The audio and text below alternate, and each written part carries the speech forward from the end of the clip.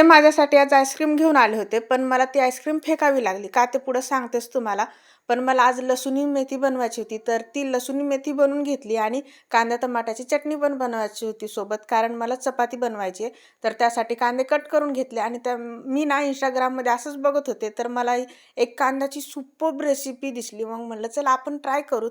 म्हणून जे मी ₹40च्या शॉपमधून जे कंटेनर घेतलं होतं ना, कांदे वगैरे स्लाइस करायचे ते घेतले. त्याच्यामध्ये कांदे कट करून घेतले. त्यामध्ये थोडीशी साखर टाकली, थोडंसं मीठ टाकलं आणि पाणी टाकून घेतलं. हे चवीला एवढे छान लागतात ना, एकतर क्रिस्पी पण असतात आणि गोड, तिखट, गोड आणि खारट हे दोन्ही चवी एकत्रच लागतात. चपात्याचं पीठ मळून घेतलं. उंडे मी खालीच बनवून घेते, जेणेकरून चपाती माझी पटापट लाटता येईल.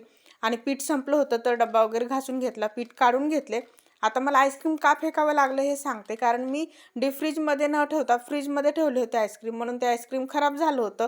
त्याची वेगळीच काहीतरी चव लागत होती, म्हणून मी एक बाईट खाल्ली आणि ते एवढं घाण लागत होतं ना, म्हणून मला ती आईस्क्रीम फेकून द्यावीशी लागली. चला भेटू पुन्हा, बाय.